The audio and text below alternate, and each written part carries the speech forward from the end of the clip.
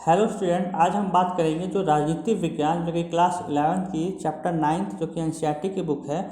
जो कि हमारा जो 9th चैप्टर है वो है शांति। शांति से अभिप्राय ये है पीस, यानी हम एक शांति जो पढ़ेंगे वो किस कॉन्टेक्स्ट में पढ़ेंगे, हम एक विश्व परिदृश्य में पढ़ेंगे कि किस प्रकार से विश्व में है वो एक प्रकार से शांति है वो जरूरी है। तो हम शांति के महत्व को पढ़ेंगे। तो हम इस वीडियो में इन सारी चीज़ों को है वो डिस्कस करेंगे। आगे हम देखते हैं कि जो शांति वर्ड है उसका अर्थ क्या है, उसका मीनिंग क्या है। तो हम शांति देखते हैं कि शांति हम उस स्थिति को कहते हैं जो कि युद्ध ना होने की स्थिति से लिया जाता है। यानी शांति का अभिप्राय ये माना जाता है कि एक ऐसी जो कंडीशन हो जहाँ पे युद्ध की स्थिति ना हो, यानी युद्ध ना हो, पूरा जो विश्व है वो शांति से है वो रह सके। फॉर एग्जांपल अगर हम अभी की बात करें तो हम देख रहे हैं कि जो रूस और यूक्रेन में यानी ऐसे जो माहौल है बने हुए हैं जो कि कहीं ना कहीं अभी देख रहे हैं कि युद्ध की स्थिति है वो उत्पन्न हो रखी है, यानी युद्ध है वो हो रहे हैं, दोनों के बीच में है युद्ध है वो शुरू हो चुके हैं। तो कहीं ना कहीं शांति का जो हम अर्थ मानते हैं वो हम ये मानते हैं कि युद्ध ना होने से इसे हम लिया जाता है। यानी दो देशों के बीच हथियारों के साथ आमना सामना होना है, ये युद्ध कहलाता है। यानी हम युद्ध देखते हैं कि जहाँ दो देश हैं वो आपस में एक दूसरे का, दोनों देशों का सामना होता है, जो कि ये युद्ध है वो हथियारों से लड़ा जाता है। जबकि हम देखते हैं कि रवांडा में ऐसी स्थिति नहीं थी, लेकिन शांति का था वो अभाव था। लेकिन हम कहीं कहीं देखते हैं कि हम ऐसे भी देशों को देखते हैं जहाँ कहीं ना कहीं दो देश हैं वो आपस में नहीं टकराते, बल्कि ऐसे ऐसे अनेकों देश है जहाँ कहीं ना कहीं एक गृह युद्ध की स्थिति से अभिप्राय यह है कि उनके अपने ही देश में जो आंतरिक स्थिति है वो कहीं ना कहीं चरमरा जाती है, कहीं ना कहीं जो स्थिति है वो दयनीय हो जाती है। जैसे हम देखते हैं जो रवांडा देश है वो कहीं ना कहीं उन देशों में गृह युद्ध की स्थिति उत्पन्न हो गई थी। क्यों? क्योंकि यहाँ पे जो शांति का है वो अभाव था। यानी कुछ ऐसे जो कारक होते हैं जो कहीं ना कहीं गृह युद्ध के लिए जिम्मेवार होते हैं, क्योंकि हो सकता है कि वहाँ का सही प्रशासनिक ढांचा ना हो सकता है कि वहाँ जो महंगाई का स्तर हो उच्च स्तर पे हो। तो इस प्रकार हम समझ सकते हैं कि गृह युद्ध की स्थिति है वो किस प्रकार उत्पन्न होती है। आगे हम स्टूडेंट देखते हैं कि शांति को हम हिंसक संघर्षों के अभाव के रूप में देख सकते हैं। यानी हम जो शांति जो पीस है उसको हिंसक संघर्षों के अभाव के रूप में, यानी एक ऐसी स्थिति जहाँ पे कोई हिंसा ना हो, कोई वहाँ पे संघर्ष ना हो, तो हम शांति के कॉन्टेक्स्ट में से समझ सकते हैं। यानी किसी भी प्रकार का संघर्ष का, युद्ध का ना होना। ऐसे हम देखते हैं कि एक जाति, वर्ग, लिंग या उपनिवेशवादी, सांप्रदायिक किसी भी प्रकार का संघर्ष ना होना, यानी ये भी ऐसे फैक्टर है, कारक है जो कि किसी देश में है वो शांति को कहीं ना कहीं प्रभावित है वो करते हैं। चाहे हम देखते हैं कि जाति के वाद पे हो विरोध प्रदर्शन हो, वर्ग को लेके, लिंग को लेके, उपनिवेशवाद को या सांप्रदायिकवाद के किसी भी प्रकार को लेके संघर्ष ना होना।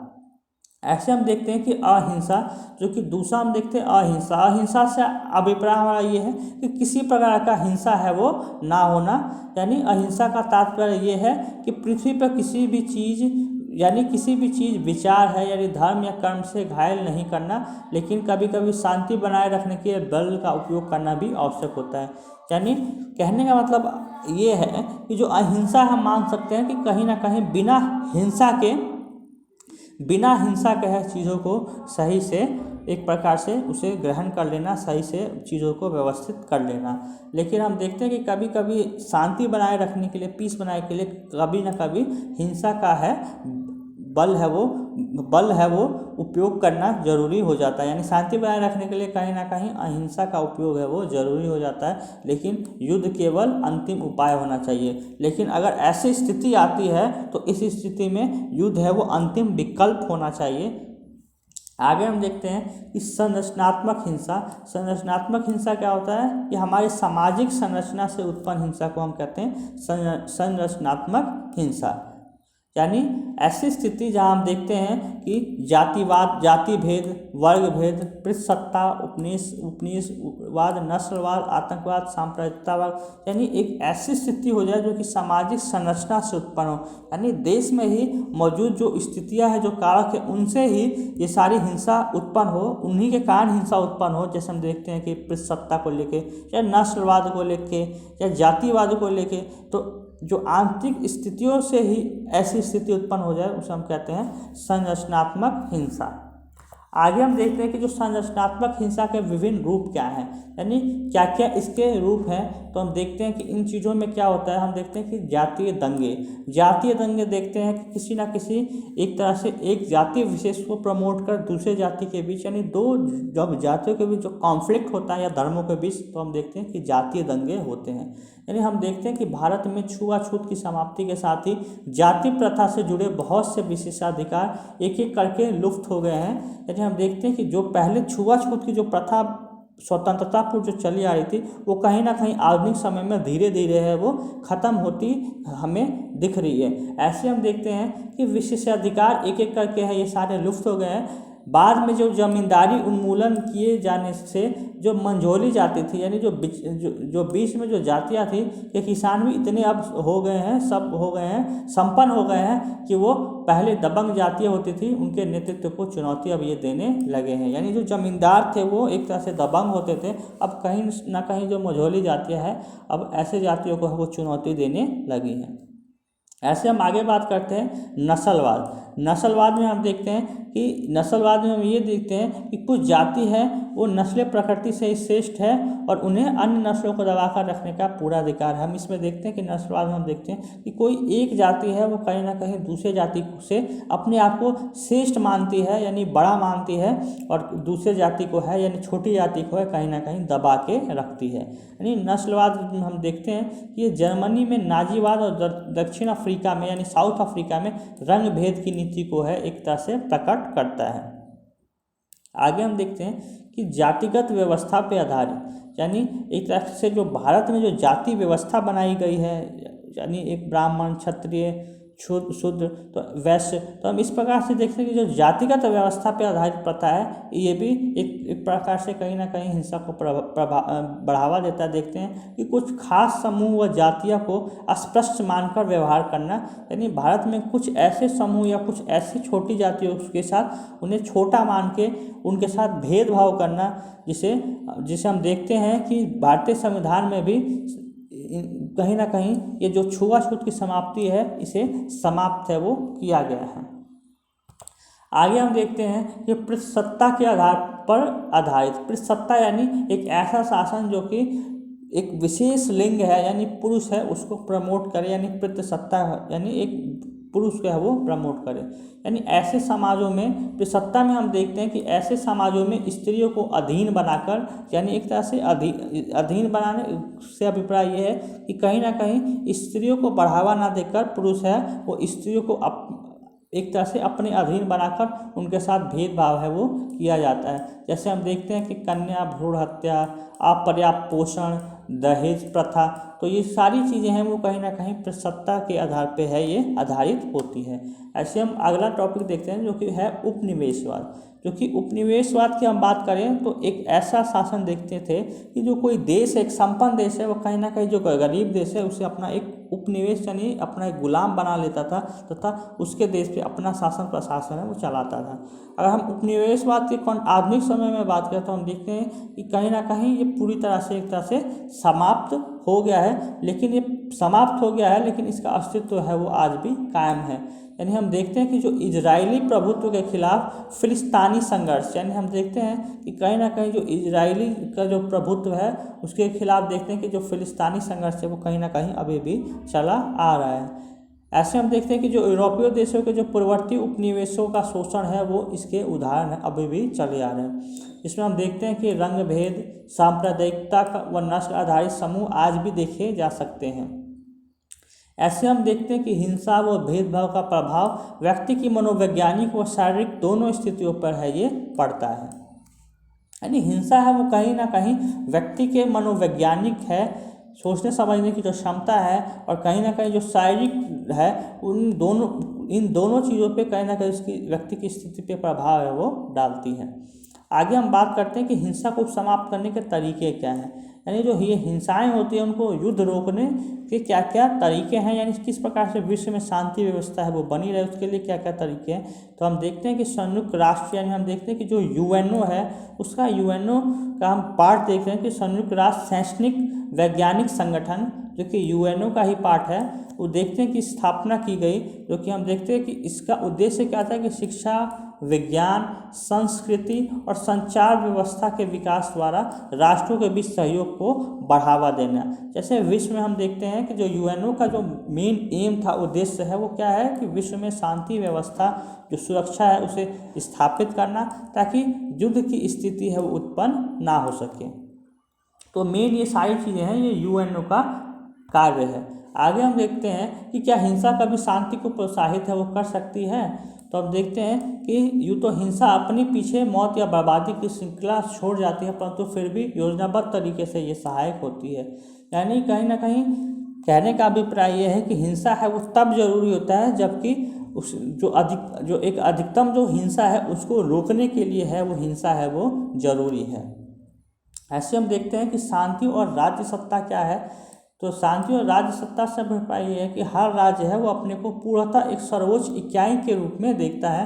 यानी हर राज्य अपने आप को एक पूरी तरह से स्वतंत्र और सर्वोच्च के रूप में देखता है, जो कि शांति के लिए स्वयं को बेहतर मानवता के रूप में देखना होगा। ऐसे हम देखते हैं कि नागरिकों पर बल प्रयोग को रोकना होगा। लोकतंत्रीय शासन प्रणाली के द्वारा ही ये संभव है। यानी जो हिंसा है वो कहीं ना कहीं किस प्रकार से हम रोक सकते हैं, तो हम देखते हैं कि एक तरह से लोकतांत्रिक जो व्यवस्था है उसके द्वारा ही व्यक्ति के अधिकार और देश में शांति व्यवस्था है वो स्थापित हो सकती है। ऐसी शांति कायम करने के हम देखते हैं कि विभिन्न तरीके क्या हैं, ऐसे कौन कौन से मेथड है ताकि विश्व में शांति है वो बनी रहे, स्थापित हो सके। तो हम देखते हैं कि इसमें राष्ट्रों को केंद्रीय स्थान देना, यानी जितने भी राष्ट्र हैं, देश हैं, उनको केंद्रीय स्थान देना और उनकी संप्रभुता का है वो आदर करना। प्रत्येक देश को एक स्थान देना, महत्व देना और साथ ही साथ उनकी संप्रभुता को आदर करना। ऐसे हम देखते हैं कि राष्ट्र की आपसी जो प्रतिद्वंद्विता, यानी जो राष्ट्रों के बीच जो आपसी जो टकराव है उसको कम करना। यानी जो दो देश हैं उनके बीच अगर कॉन्फ्लिक्ट होता है, मतभेद होता है, तो आपसी विचार द्वारा उन्हें सुलझाना तथा आर्थिक एकीकरण से राजनीतिक एकीकरण की ओर है वो बढ़ना। ऐसे हम देखते हैं कि विश्व वैश्वीकरण की प्रक्रिया के द्वारा हम वैश्वीकरण देखते हैं कि एक सभी देश है वो कहीं ना कहीं एक दूसरे से इंटरकनेक्टेड है, कहीं ना कहीं जुड़े हुए हैं। यानी एक देश है दूसरे देश पे कहीं ना कहीं अभी भी हमें निर्भर देखने को मिलता है।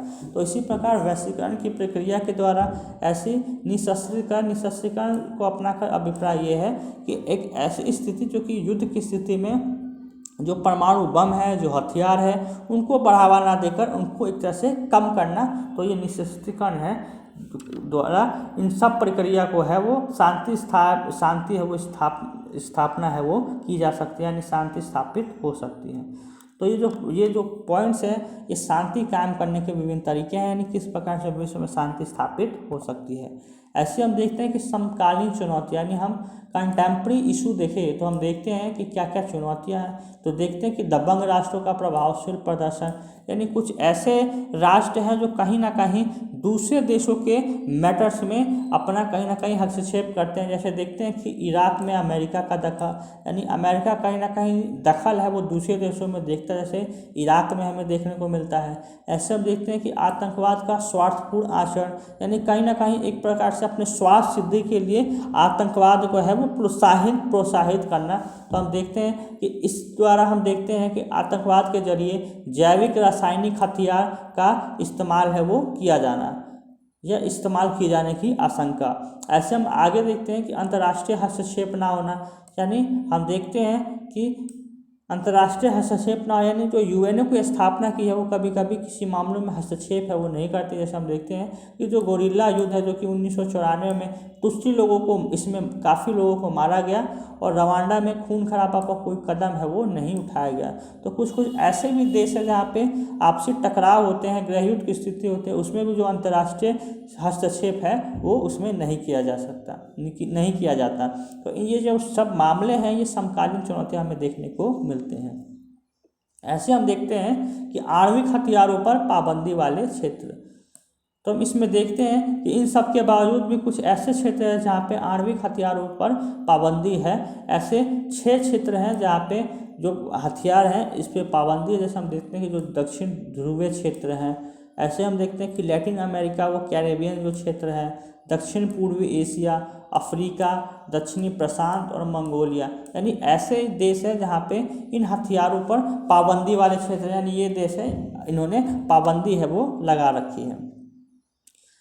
तो ऐसे हम देखते हैं कि जो समकालीन विश्व में शांति को प्राथमिकता है वो दी जा रही है, जो कि हम देखते हैं कि आधुनिक समय में कहीं ना कहीं जो ये देश है वो एक तरह से शांति को है वो प्रोत्साहन है वो दे रहे हैं। ऐसे हमने पढ़ा कि ये जो शांति जो स्थापना करना है वो कौन करता है शांति स्थापना, तो हम देखने हमने पढ़ा कि जो शांति स्थापना में जो महत्वपूर्ण रोल होता है वो होता है संयुक्त राष्ट्र संघ, जो कि यूएनओ का होता है। यानी जो यूएनओ है इसकी स्थापना हम देखते हैं 24 अक्टूबर 1945 को की गई थी, यानी दूसरा जो विश्व युद्ध हुआ था उसके बाद है इसकी स्थापना है वो की गई थी। इसका जो मेन काम था, जो मेन एम था यूएनओ का, वो था कि विश्व में शांति स्थापित करना।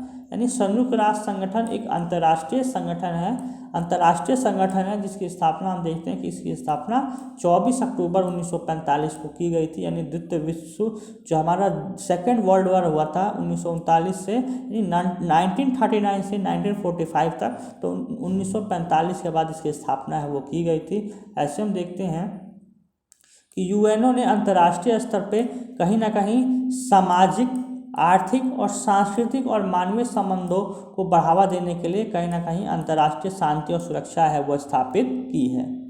ऐसे हम देखते हैं कि जो आतंकवादी गतिविधि है, यानी कहीं ना कहीं शांति को सबसे जो मेन रोल है वो प्रभावित करता है, तो वो है आतंकवाद यानी टेररिज्म को बढ़ावा देना, किसी देश में बम फोड़ना, यानी ऐसी गतिविधियां करना कहीं ना कहीं शांति को प्रभावित करती हो। तो जो आतंकवादी गतिविधियां हम देखते हैं कि अंतर्राष्ट्रीय आतंकवाद को फैलाने में कहीं ना कहीं जो लीबिया है, जो कि ये देश हैं लीबिया, सूडान, अफगानिस्तान की जो भूमिका है वो हमें देखने को मिलती है।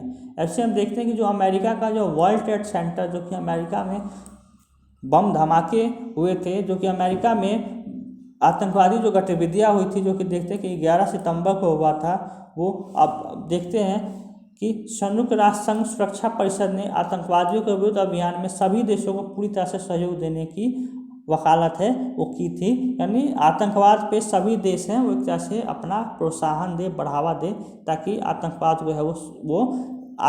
को है वो समाप्त है वो किया जा सके आतंकवादी घटनाओं पे।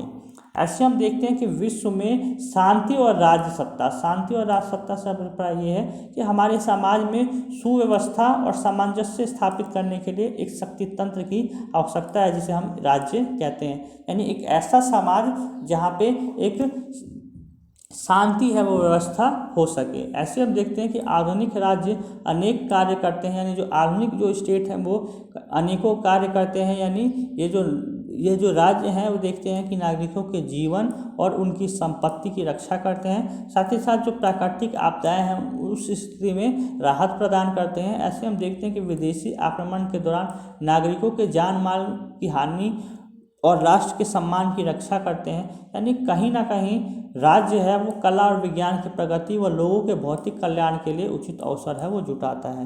यानी इस कॉन्टेक्स्ट में हमने पढ़ा कि कहीं ना कहीं राज्य है वो कहीं ना कहीं जो ये सारी चीज़ें हैं नागरिकों के कल्याण के लिए कहीं ना कहीं एक महत्व है वो रखता है। यानी एक तरह से हमने इस वीडियो में डिस्कस किया कि शांति क्या है, शांति किस प्रकार जरूरी है, शांति को ऐसे कौन से जो कारक है, फैक्टर है वो कहीं ना कहीं प्रभावित करते हैं। तो इस वीडियो में हमने ये सारी चीज़ें हैं वो डिस्कस की। नेक्स्ट वीडियो में हम किसी और टॉपिक को लेकर डिस्कस करेंगे। वीडियो देखने के लिए बहुत बहुत धन्यवाद।